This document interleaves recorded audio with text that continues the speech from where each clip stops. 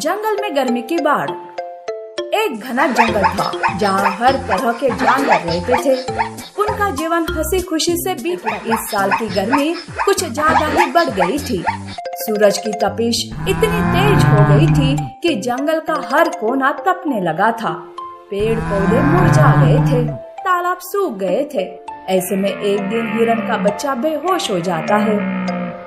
अरे देखो तो, मेरे बच्चे को अचानक से क्या हो गया? अरे देखो तो जरा। हिरन के चिल्लाने से बंदर और हाथी वहाँ आते हैं। हिरन के बच्चे का शरीर लाल लाल हो गया था, उसके होंठ सूख गए थे, जिसे देखकर हाथी कहता है, अरे हिरन बहन, बच्चे को तो लू लग गई है, इसे जल्द से जल्द वैद्य के पास ले जाना होगा। हाथी हिरन और उसके बच्चे को लेकर वैद्य के पास आते हैं। वैद्य के पास पहले से ही भीड़ लगी हुई थी। हर कोई गर्मी से ही परेशान होकर बीमार पड़ रहा था। हर कोई अपने बीमार रिश्तेदार के लिए चिंतित था। ऐसे में हिरन वैद्य के पास जाकर कहती है, वैद्य जी, पहले मेरे बच्चे को देखिए ना, देखिए वो आँख भी नहीं खोल रहा। अरे मैं किस किस का उपचार करूं? देखा नहीं कितनी भीड़ है। इन्हें छोड़कर आया तो ये सब चिल्लाएंगे। थोड़ा सब्र रखो, मैं अभी आता हूँ। वैसे ये सब गर्मी से परेशान ही है। हिरन वैद्य के आने का इंतजार करती है। तब हाथी कहता है, बाप रे, गर्मी से सारे जानवर परेशान हैं। पानी भी सूख गया। इस सब की खबर राजा शेर को देनी होगी। हाथी तुरंत शेर के पास जाता है और उन्हें सारी हकीकत बता देता है। शेर सारे जानवरों की सभा बुलाता है और कहता है, मुझसे जंगल के जानवरों का हाल देखा नहीं जा रहा। जंगल में पानी भी कम हो गया। गर्मी से सब बीमार पड़ रहे हैं। क्या किसी के पास कोई उपाय है? महाराज, क्यों ना हम नदी की ओर जाए, शायद वहाँ पानी मिल जाए और नदी किनारे उतनी गर्मी भी नहीं रहेगी। अरे पर नदी तो जंगल के आखिरी कोने में है। यहाँ से वहाँ तक जाते जाते सारे जानवरों का हाल बेहाल हो जाएगा। पर बंदर, हम ऐसे हाथ पर हाथ धरे बैठे नहीं रह सकते। हम कल सवेरे सवेरे ही नदी की ओर प्रस्थान करेंगे। शेर की बात से सभी सहमति दर्शाते हैं। सभी जानवर अपनी अपनी सुविधा का ध्यान रखते हुए सारे नदी की ओर चल पड़े। कठिन परिस्थिति का सामना करते हुए, गर्मी से जूझते हुए सारे जानवर शेर महाराज के पीछे चल रहे हुए वो सारे नदी के पास पहुंच गए। वहाँ एक छोटे से हिस्से में पानी था, जिसे देखकर वो सारे खुश हुए। तालाब पानी से भरा हुआ था। तालाब के पास का वातावरण भी ठंडा था। तालाब का पानी साफ और ठंडा था। सारे जानवरों ने पानी पिया और अपनी प्यास बुझा ली। तब शेर कछुए से कहते हैं, कछुए जी, आपका बहुत बहुत धन्यवाद। आपकी वजह से मेरे सारे जानवर गर्मी से राहत पाने में समर्थ हुए। पर शेर के ऐसे कहते ही कछुआ गायब हो जाता है, जिसे देखकर शेर हैरान हो जाता है। लगता है भगवान ने ही हमें सही राह दिखाने के लिए इस कछुए को भेजा था। ऐसा सोचकर शेर सारे जानवरों से कहते हैं, हमने एक साथ मिलकर एक दूसरे को सहारा दिया, इसलिए हम यहाँ तक आ पहुँचे। पर हमें इस तालाब का ख्याल रखना होगा, ताकि तालाब का पानी कम और ना कभी खराब हो जाए। सारे जानवरों ने शेर की बात मानकर तालाब की सुरक्षा का प्रण लिया और इस तरह से जंगल में जानवर फिर से खुशी से रहने लगे। एक बार की बात है, एक घना और सुंदर जंगल था। जंगल के राजा शेर का जन्मदिन आने वाला था। सारे जानवर महाराज को अलग अलग उपहार देने की तैयारी में लगे। जंगल में चिंटू नाम का एक बंदर रहता था, जो बहुत ही आलसी था। जब चिंटू को महाराज के जन्मदिन के बारे में पता चला, तो उसने अपने मन में सोचा, अरे महाराज का जन्मदिन आने वाला है, महाराज के लिए मुझे कुछ अच्छा सा उपहार ढूंढना पड़ेगा। ये वो सोच ही रहा था कि हाथी, हिरन, लोमड़ी और खरगोश चिंटू के पास चिंटू, महाराज का जन्मदिन आने वाला है, तुम महाराज को क्या उपहार दोगे? अरे मेरा छोड़ो, तुम लोग बताओ, तुम क्या दे रहे हो? मैं तो महाराज के लिए गन्ने लेकर जाऊंगी। महाराज मेरे दिए हुए मीठे मीठे गन्ने खाकर खुश हो जाएंगे। ये सुनकर खरगोश बोला, अरे हाथी बहन, तुम दिन में सपने देखना बंद करो। वैसे महाराज मेरे दिए हुए गाजर खाकर खुश होंगे। ये सुनकर हिरन जोर जोर से हंसने लगी। अरे चुलबुली, क्या हुआ? ऐसा क्या कह दिया खरगोश ने जो तुम अपनी बत्ती सी दिखा रही हो? सारे जानवर हिरन को चुलबुली कहकर बुलाते थे। अरे हंसो नहीं तो क्या करूं, तुम सब इस चुलबुली के होते हुए अपने अपने ख्याली पुलाव जो पका रहे हो। तुम कहना क्या चाहती हो? अरे इसमें कहना क्या है, इस जंगल की सबसे खूबसूरत और यूनिक जानवर मैं ही हूँ। मेरी खूबसूरती को देखकर सारा जंगल जलता है। मेरा दिया हुआ उपहार भी यूनिक होगा।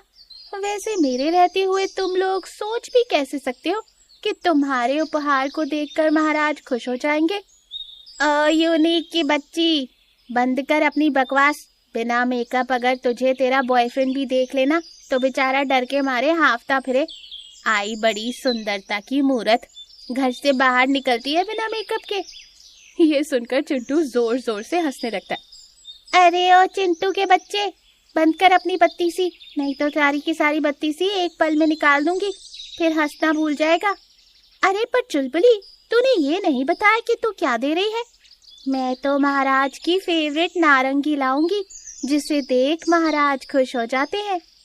अरे चुलबुली, नारंगी तो सर्दियों के मौसम में आती है, अभी तो पूरी तरीके से सर्दियों का मौसम भी शुरू नहीं हुआ, फिर तुझे नारंगी कहाँ से मिलेगी? काफी दूर एक जंगल है, उस जंगल में मेरे काफी रिश्तेदार हैं, और तो और उस जंगल में हमेशा सर्दी बनी रहती है।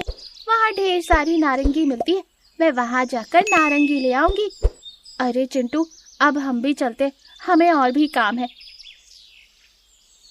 यूं सब महाराज को तोहफे देने की तैयारियों में लग जाते। हिरन अपने रिश्तेदारों के पास जाकर ढेर सारी नारंगी लेकर आती है। वो अपनी गुफा में नारंगी को रखकर अपने मन में सोचती है, चलो महाराज के उपहार का इंतजाम तो हो गया, कल जब मैं ये नारंगी महाराज को दूंगी तो वो बहुत खुश हो जाएंगे। यूं चुलबुली अगले दिन महाराज का जन्मदिन था। सारे जानवर महाराज के लिए अलग अलग उपहार लेकर आ रहे थे और शेर को बधाइयां दे रही वहाँ चुलबुली रोती हुई आई। शेर चुलबुली को देखकर बोला, अरे चुलबुली, क्या हुआ? मेरे जन्मदिन पर तू रो क्यों रही है? महाराज, मैं आपके लिए नारंगी लेकर आई थी, गुफा में रखी थी। मैंने सोचा कि मैं आपके जन्मदिन पर आपको नारंगी उपहार में दूंगी, पर किसी ने वो चुरा ली। ये सुनकर शेर को गुस्सा आता है। वो जोर से दहाड़ मारते हुए कहता है, किसकी इतनी हिम्मत कि मेरे जन्मदिन पर मेरे ही उपहार को चुरा लिया?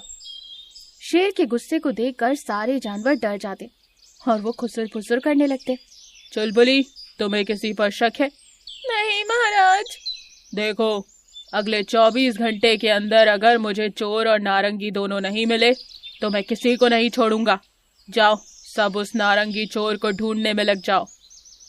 शेर के गुस्से को देखकर सारे जानवर चोर को ढूंढने में लग जाते। किस कमबख्त ने नारंगी चुराई? सुबह से चोर को ढूंढ ढूंढ कर थक गया हूँ।